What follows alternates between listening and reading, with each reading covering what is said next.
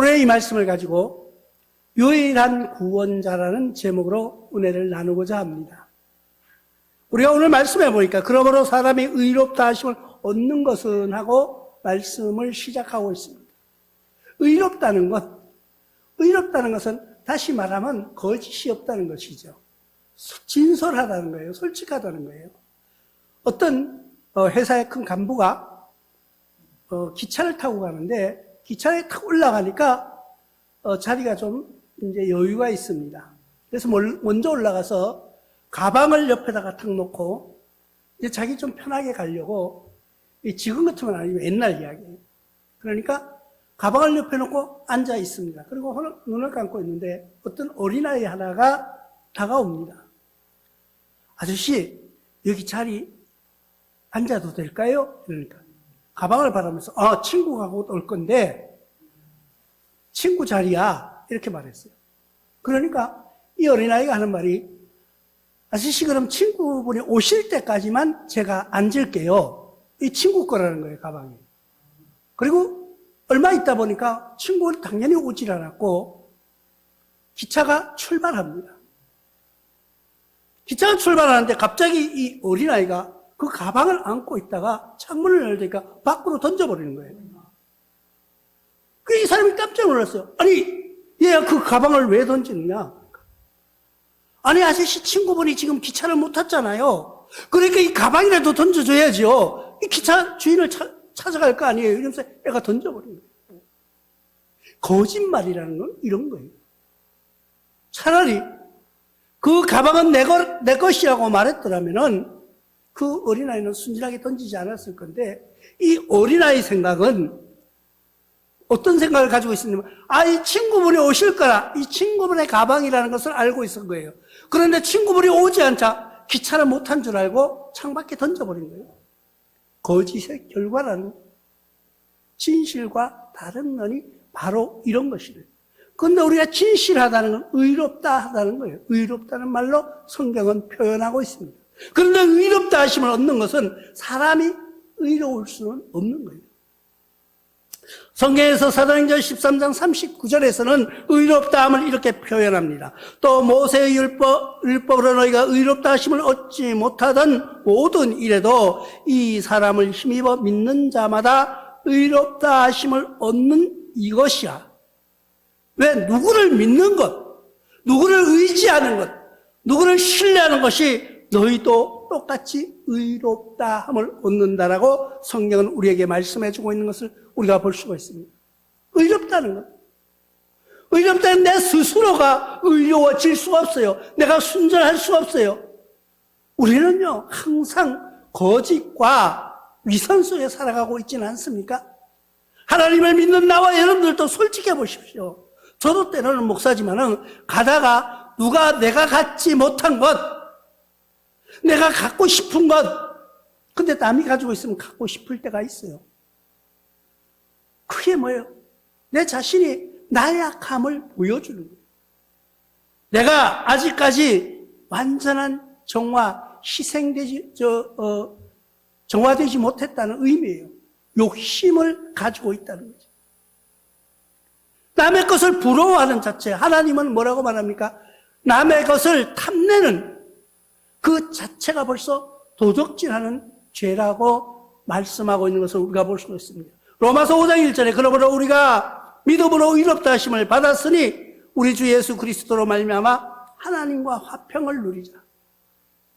이제는 이 말씀을 들은 나와 여러분들은 이제부터는 하나님과 우리의 관계, 의롭다 하심을 받았으니 이제는 예수 그리스도로 말미암아 화평을 누리자는 거예요. 예수 그리스도의 말미암아 화평을 누리는 것이 뭐예요? 우리는 세상의 모든 것을 버리고 초월하는 거예요. 초월하는 거예요. 초월한다 그러니까 좀 단어가 어렵게 생각되나요? 아니에요. 그냥 모든 것을 내려놓는 거예요. 모든 것은 나의 생각이 아니라 하나님에게 맡긴다는 거예요. 너는 나와 여러분들을 하나님께 맡긴다고 하시면서 정말 맡기고 살아갑니까? 때로는 보면은 하나님보다 자기 자신을, 아니면은 또 다른 누구를 더 의지하는 그런 모습들을 우리가 간간히 볼 수가 있습니다. 우리 모든 것을 하나님께 맡기고 살아가십시다.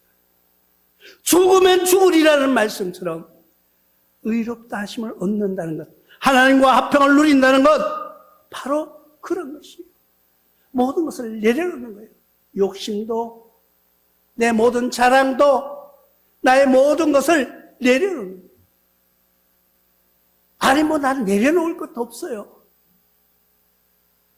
그런데 정말 뭐가 있는 사람, 지식이 있거나 물질이 많은 사람들이 내려놓는다, 교만하다 이러면은 막 그러니까 교만하다 하지만, 남이 볼 때는 별것 아닌데 교만한 것, 그거는 정말 감당이 안 되는 교만이에요.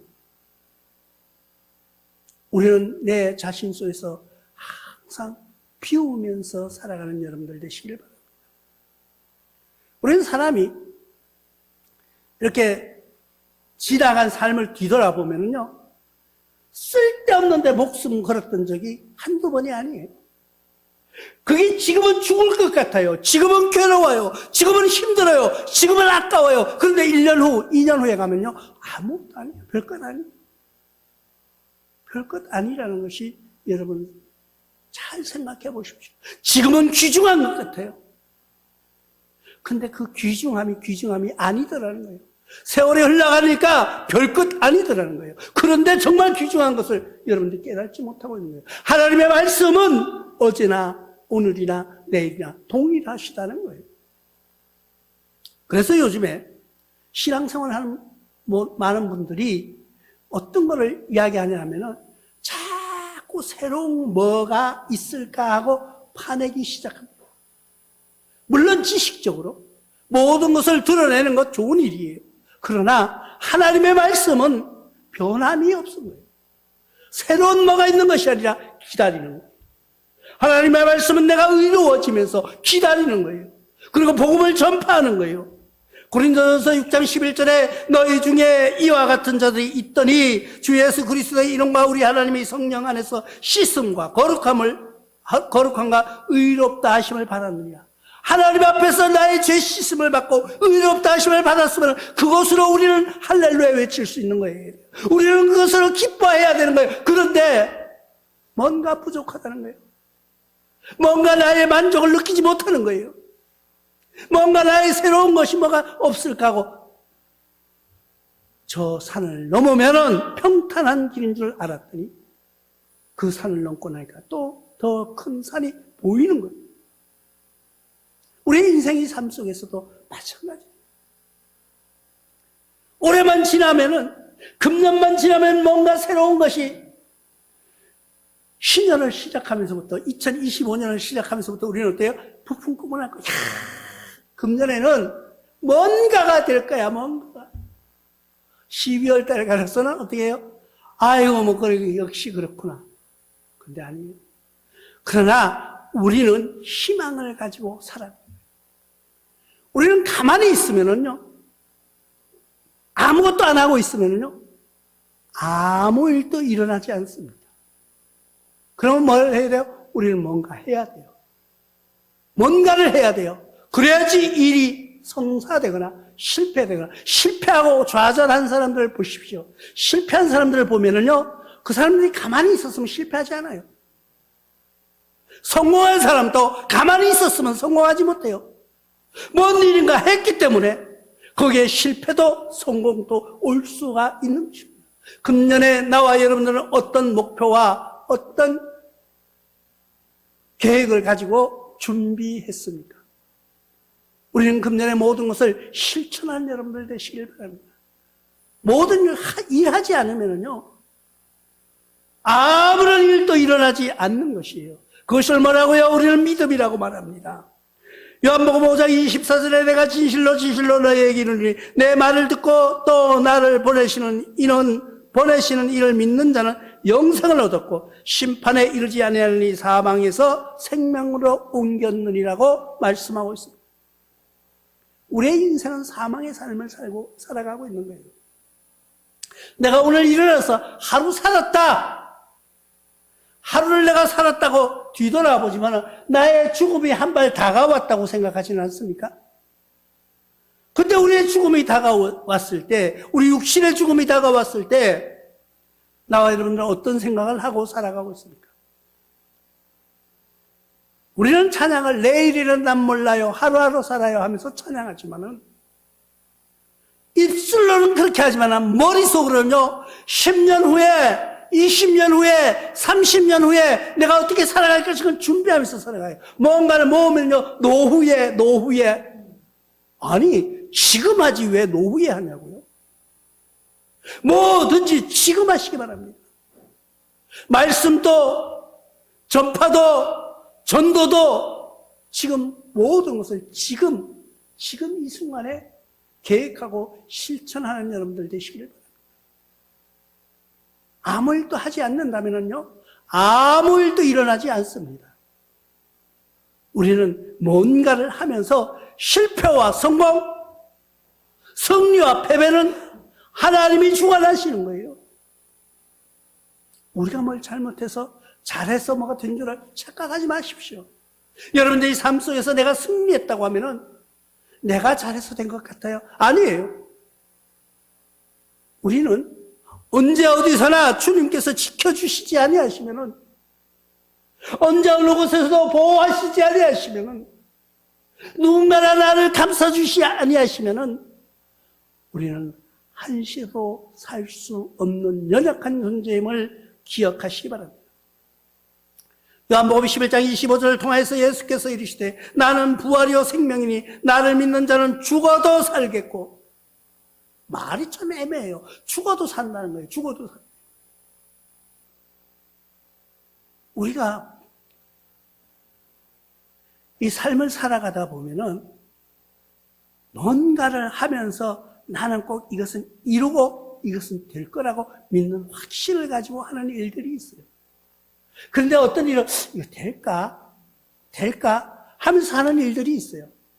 근데 확신을 가지고 있는 그 사람은요 성공합니다. 근데 될까 안 될까 하는 사람은 거의 실패하는 나락으로 빠지고 마는 거예요. 말도 입술을 통해서 된다 하는 사람은 꼭 성공합니다. 그런데 아유 뭐 이게 되겠어? 말부터 자세부터 좌절하는 사람은요 좌절이 찾아오고 있는 거예요. 왜? 하나님은 우리의 음성을 듣고 계시기 때문에 우리가 말한 대로 이루어 주십니다. 어떤 분이 간증을 하는데 그런 이야기를 하시더라고요. 자기 아들 보고 하도 말을 안 들으니까 뭐 같은 하면서 죽으라고 막 그랬대. 이제.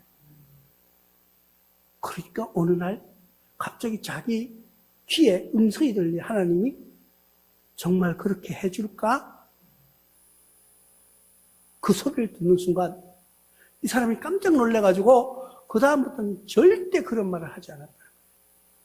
우리는 말 중에서도 항상 승리의 기쁨 찬양. 그래서 오늘 우리가 찬양을 조금 바뀌지 않았어요? 여러분들은 못 느끼죠? 주보도 색깔이 바뀌어도 몰라요.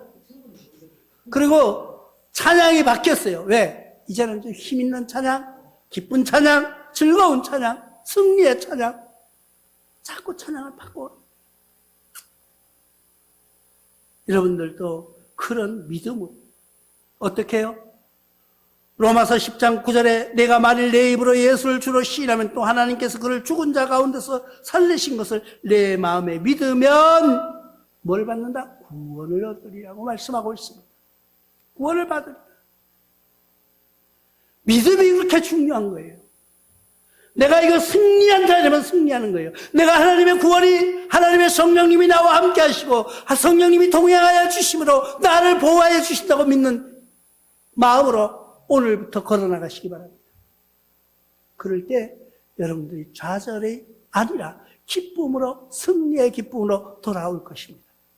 그것을 보고 뭐라 그래요? 믿음이라고 해요. 믿음. 우리는 말로는 들어보면은요, 말로는 와, 박사야, 박사. 말은. 근데 행동은 아니. 왜 그러냐고요? 우리는 하나님을 믿을 때 한번 믿어보세요. 정말 믿어보세요. 성령의 은혜로 믿어보십시오. 그러면은 우리 인생의 다가 아니라는 것을 알게 될 것입니다.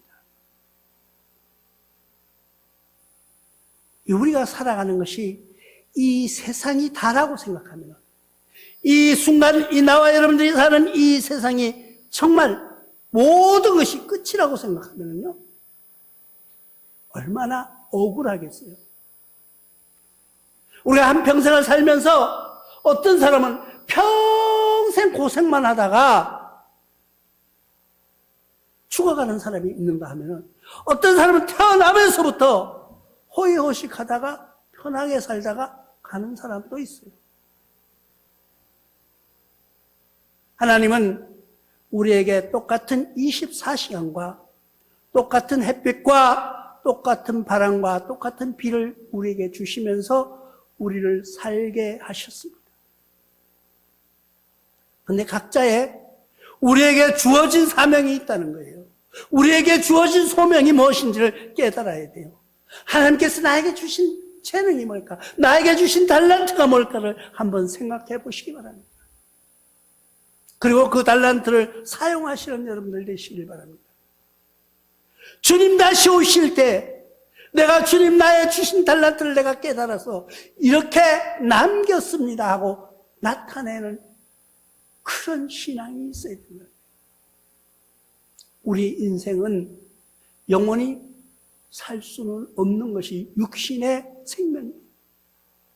그러나 그 뒤에 끝이면 좋은데 끝이 아니라는 것을 이야기합니다. 누가요? 유일한 구원자께서, 유일한 우리를 구원해 주실 그분께서 이렇게 말씀하십니다. 히브리서 9장 27절을 통하여서 한 번 죽는 것은 사람에게 정해진 것이요 그 후에는 심판이 있으리니. 이 말 너무 무섭지 않아요? 사람이 한 번 태어나서 죽는 것은 정한 이치라는 거예요. 정해진 것이라는 거예요. 내가 죽고 사는 건 정해졌다는 거예요. 그 후에 이 말이 없으면 좋을 텐데 심판이 있으리라. 심판이. 나와 여러분들은 누구나 똑같이 시간이 짧은 시간이나 긴 시간을 사는 사람이나 웃으면서 사는 사람이나 슬픔에 울면서 사는 사람이나 똑같이 주님 앞에 나갔을 때는 심판을 받게 돼 있다는 것을 기억하시오. 성경에 거슬리는 사람들, 우리는 이단이라고 말합니다. 이러니까 어떤 사람들은요, 우리는 죽지 않는다. 그 죽기 싫다고 거기 가는 사람들도 많아요. 그런데 성경을 분명히 보십시오. 한 번 죽는 것은 사람에게 정해진 것이라는 거예요. 정해졌다는 거예요. 명신보감에도 보면은 이 말을 공맹자도 하고 있어요. 사생은 유명이요 부귀는 제천이라는 말을 합니다. 사람이 한 번 죽고 사는 것, 인명은 제천이 하나님께 때문에 하나님 명에 달렸다는 거예요. 그 명은 누구야? 하나님께서 정해 주셨다는 거예요. 죽고 사는 것 정해 주셨다는 거예요. 그러면 미리 죽은 사람은 어떻게 되냐? 다 걱정하지 말라는 거예요. 심판날 다 받는다는 거예요. 요한복음 5장 28절로 29절에 이렇게 말씀하고 있습니다. 이를 놀랍게 여기지 말라. 무덤 속에 있는 자가 다 그 음성을 들을 때가 오나니 선한 일을 행한 자는 생명의 부활로 악한 일을 행한 자는 심판의 부활로 나오리라. 하나님은요 얼마나 세밀한지 죽어서 썩어가는 무덤에서도 그들을 부활로 시켜서 심판하시겠다는 거예요. 심판의 때가 오면 선한 일을 행한 자는 생명의 부활로 오고 악한 일을 행한 자는 심판의 부활로 나오리라. 부활이라는 것이 바로 이런 거예요. 그런데 요즘 많은 사람들이 하나님만큼 꼭 교회 가야지 그럼 구원받느냐? 교회 안 가도 좋지 않느냐? 왜? 뭐 불교도 있고 천주교도 있고 마음의 뜨개도 있고 온갖 교회가 많은데 거기 다 그들도 교회라고 하는지 모르겠는데 하여튼 그런 곳에서도 똑같이 구원받으면 되지 않느냐. 그들도 보니까 뭐 좋은 일하면 좋은 데 가고 나쁜 일하면 나쁜 데 가고 그 말은 맞아요. 세상에 살면서. 그런데 우리가 성경을 잘 봐야 돼요. 우리는 뭘 믿을 수밖에 없어요. 성경밖에 믿을 게 없어요. 성경밖에 믿을 게 없어요. 사도행전 4장 12절에 분명히 이렇게 말씀하고 있습니다. 다른 이로서는 구원을 받을 수 없나니 천하 사람 중에 구원받을 만한 다른 이름을 우리에게 주신 일이 없음이라 하셨더라. 어느 누구도 뭐 어떤 사람을 믿으면 난 병이 낫고 어떤 사람 따라가서 기도했더니 내가 어떤 사람을 뭐 의지했더니 아니에요. 그거는 어떤 뭐 훌륭한 누가 뭐 어쩌고 이름 낸 사람이 인기 있는 어떤 사람이 다른 이름으로 구원받을 이름은 준 적이 없다고 하나님은 말씀하고 있는 것입니다. 오직 하나님, 오직 주님, 유일하신 구원자 그 한 분이라는 것을 기억하시기 바랍니다. 베드로전서 1장 18절로 19절에도 이렇게 말씀합니다. 너희가 알거니와 너희 조상이 물려준 헛된 행실을 해서 대속함을 받은 것은 은이나 금이나 없어질 것이요 아니요 오직 흠없고 정 없는 어린 양 같은 그리스도의 보배로운 피로 된 것입니다. 우리가 선대로부터 물려오던 이 신앙은 이 세상에서 없어질 금이나 은이 아니라는 거예요. 부모에게 물려받은 유산은 뭐예요? 나와 여러분들이 물려받은 건 금이나 은이 아니라 하나님의 말씀, 오직 신앙. 그래서 여러분들은 자녀를 위해서 기도해야 돼요. 자녀에게 물려줄 재산 금이나 은으로 줄 생각하지 마십시오. 건물로 월세 받고 살고 평생 죽을 때까지 아무 일 안 하고 살 수 있는 그런 자식 만들려고 하지 마십시오. 새벽 일찍 일어나서 기도하는 아들로 키워주시기 바랍니다.